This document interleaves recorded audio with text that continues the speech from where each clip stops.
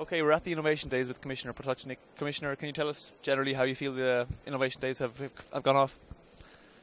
I have the feeling that they are going pretty well. If you see the things which are here around us, we are seeing quite a lot of innovative products, ideas, and that's of course pleasing me. But I was also participating in the Eureka conference before, and I think it was a good one because it was clearly giving a message that we have to open to the rest of the world, and we discussed a lot about Eurostars projects, which is quite a success. The premise for Eureka, the idea of cross-border collaboration, seems to be quite innovative in itself. Is that the internationalization of it, is that the way forward for Eureka now, do you think? It's not only for Eureka. Eureka started 25 years ago, and they started with a program bottom-up, which is especially good for small and medium-sized enterprises, and I think it's a good program. Now I think it's 39 members in Eureka. It's intergovernmental program. Commission is one of the members, and we are quite proud. Especially we are proud on the last program which we are working on together. It's named Eurostars, where we are co-financing. I think it's 100 million coming from European Commission and 300 coming from the member states.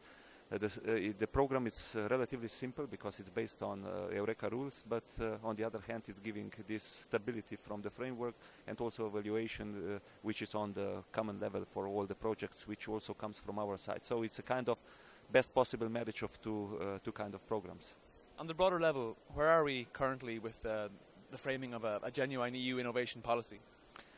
There are huge differences in Europe. You can find countries in Europe like in the Nordic countries which are on the top of innovation scoreboard list, and you would also find countries which still are struggling to get better results in innovation. So at average, I think we are not so bad at all. Sometimes we underestimate the things which we are doing, but the world is changing and it's going fast. So if you will look to the incoming Asia, especially China, South Korea, India and the others, then we can see that we are getting very strong competition, which is not bad at all, but it means that in essence we have to take that into account also when we design our policies and when we act globally. You mentioned South Korea. They have become the latest member of Eureka. Yes. The minister who spoke said that one of South Korea's particular strengths in terms of research is that they aggressively and speedily move from the research to the market product stage. Yeah. Now, we frequently hear that is conversely is a criticism in the EU, that we don't get to the final market product stage enough. Do you think that's a fair criticism?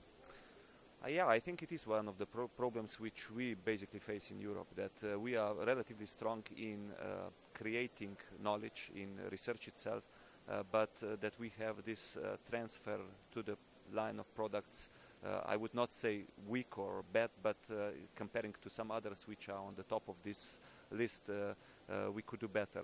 It's difficult to say what are the reasons. Probably one would need to start with overall innovation climate, with how attractive we basically are, how much we uptake, how much do we have the instruments from risk, venture capital there, and how actually the whole society is breathing the innovation itself. And I think that's one of the problems which unfortunately you cannot change fast, but you have to work consistently in that direction. Well, for the incoming Commission now, the 5-year program ahead, I mean, are we likely to see revived projects such as the European Institute for Technology, for example? What concrete things are you promoting to try and create a climate where these things can succeed? Yeah, we are working on in various areas. EIT, which you mentioned, it's one of them. There were first calls of proposals launched. It's still to be seen how the knowledge and innovation communities will work, but I have a lot of hope in that project on the European Union level. Another inside the framework program is European Research Council, which has pretty much changed the view of European Union quality of research also across the Atlantic. So we are seen as quite competitive, and this new instrument is truly breaking some of the barriers which were existing in Europe. So I have full belief and trust that some of these activities in future will certainly change our reality. The mantra we hear in Brussels, certainly during this year of innovation, has been that there's no time like a crisis to start a company. Do you think that is true, and do you think that there will be a good uptake of the new framework program? Crisis, it's truly always good opportunity to change some things. Some are saying that crises are best times there are obviously the times where exceptional instruments or exceptional measures would be reasonable. I would tend rather to say that crisis times are the best times that we would do the things which we knew before that we would need to do, but somehow there were not enough political will, courage, or interests were going in the opposite direction. So it's truly a time when one could change some of the things in a structural way that it was not able to do before.